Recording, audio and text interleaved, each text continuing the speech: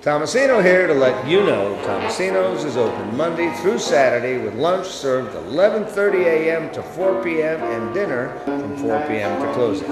Enjoy our cocktail lounge and gaming casino featuring the most liberal comps in town. Enjoy great food, great live music, and friendly people in a smoke-free atmosphere where the ambiance is beautiful. Our meals are served complete with no extra charges for soup, salad, vegetables, or potato.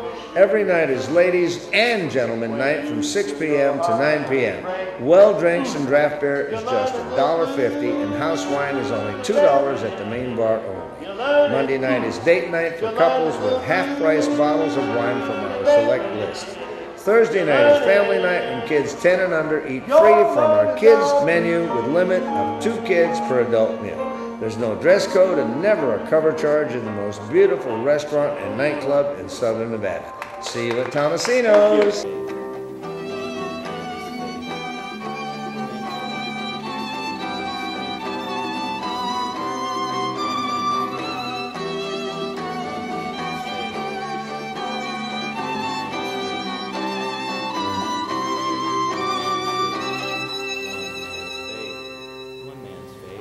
Romans 10:9 says, if I confess with my mouth that Jesus is Lord, believe in my heart that God raised Jesus from the dead, I'll be saved.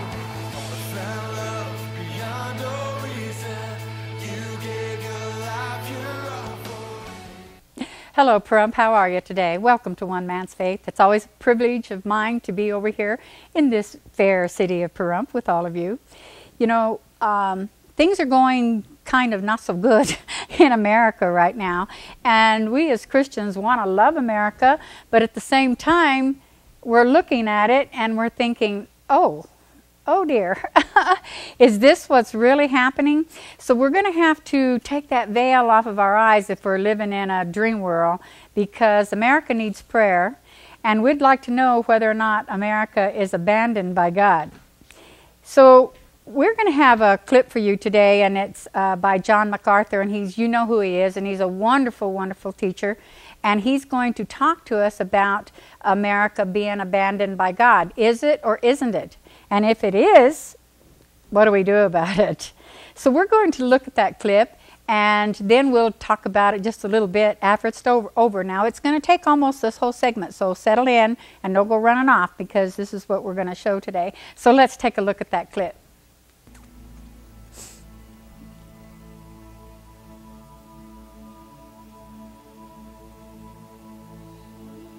Now I'm going to say something. You're going to have to hold on to your seat a little bit.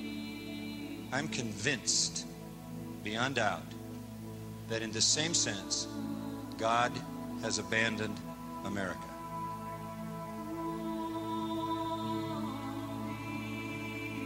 You can't even count how many million pornographic websites there are.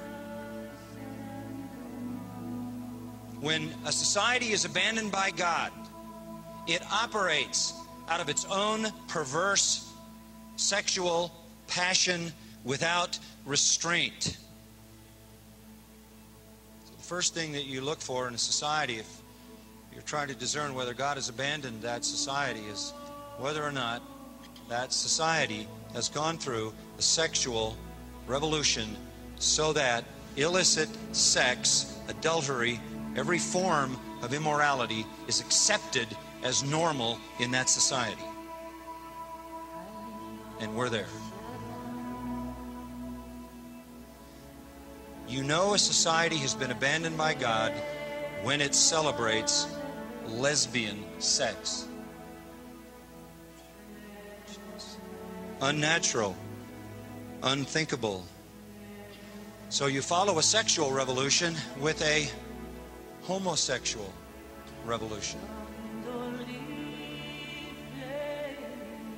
And homosexuality becomes normalized. And you look at this world and you say, rampant sexual immorality, out of control, destroying people willy-nilly, even in the church, even in the leadership of the church. Homosexuality, same thing, rampant, out of control, demanding to be accepted as normal, and the society rushing to affirm that acceptance. Isn't there anybody in the system who would stand up and call this what it really is? A massive moral disaster. Can't they see it? Can't they figure it out? No. No. 1 Corinthians 1 says, man by wisdom knew not God. Human wisdom just on its own doesn't get there. Then you add that the God of this world has blinded the minds of them that do not believe, and you've got a compounding blindness. And then you add the fact that they are blinded by virtue of the sweeping, dominating elements of their culture.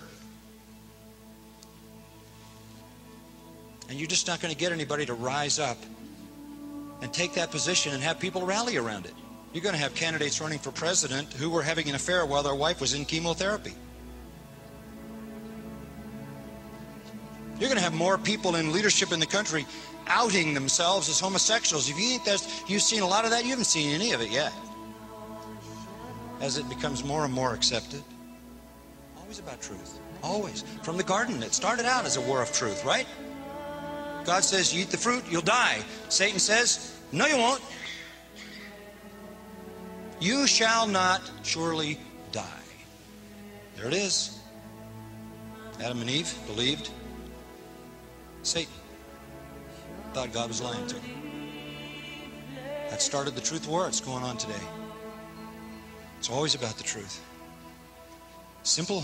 This happens when you suppress the truth. What truth? Real truth. As Francis Schaeffer used to say, the true truth. Biblical truth. You suppress this, that's where you go.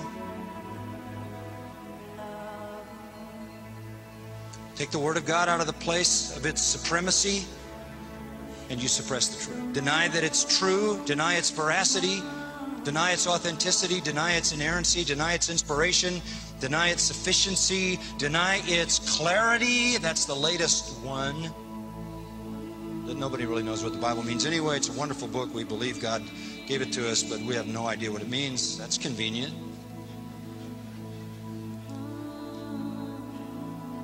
Only in the modern world do we not get it. You go back to God, the massive first cause of everything. So that's in the fabric of being human. And you know you have to work hard for a couple of 100 years to convince an entire society that that's nonsense. And that what makes sense is nobody times nothing equals everything. And though it doesn't make sense, it works in a totally immoral culture, because if there's no creator, there's no judge.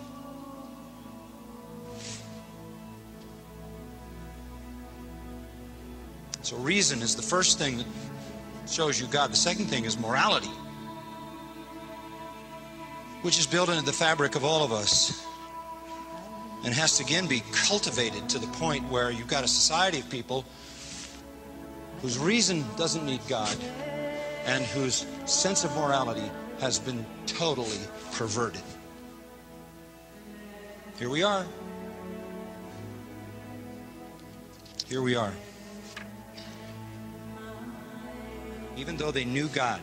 That is, humanity, that is, society, in any given period of time, by God's creative design, have the knowledge of moral law and reason that leads them back to a moral lawgiver and a judge and a creator. Even though they know that innately, they did not honor him as God or give thanks. But instead of doing what was reasonable and moral, they became empty in their speculations, and their foolish heart was darkened.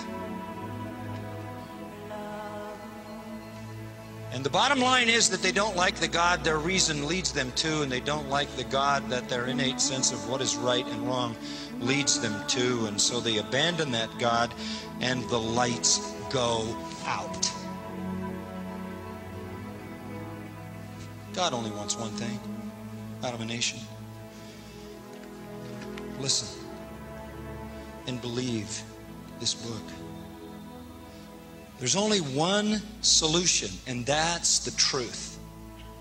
The truth by which God saves, by which God sanctifies. And if this nation will respond and listen to His truth, God will open the floodgates. And we might be the greatest recovery story in history. But there's no other way than that people listen to me and walk in my ways. It's not going to happen if there's a famine of the hearing of the Word of God. Pray that the Word, as Paul said, would have free course and that it would run with all its power across this land.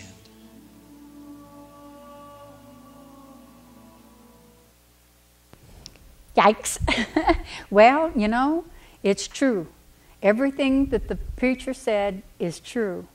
But what are we going to do? Are we going to react to that? Are we going to ignore it? What are we going to do? You know, he did say something else too. He said that it's not going to happen if there's a famine in the land for the hearing of the word. People don't want to read their Bible all the time anymore. They don't want to hear that. And they certainly don't want prayer meeting if it means prayer meeting and nothing else. So I'm telling you, the saints are the only thing on this earth that can change what's going on. And the saints probably won't. So that means there's there's just a little remnant, little handful that are going to be ready when the Lord comes. And I'm sorry, I hope that doesn't sound like bad news, but the Lord uses these things to provoke us into action. To provoke us into action. But you know, if we have no fear of God, we don't act. Personally, I have a fear of God, and I try to bring things under subjection, and the things you do in your flesh, you want to bring that under subjection, but what's even worse to me is the things that are down in your heart. You have to bring those down into subjection. But I just want to tell you that this is a very serious message for today. And we're going to have some great stuff this next segment that's coming up. So stay tuned and don't go away, and we'll be right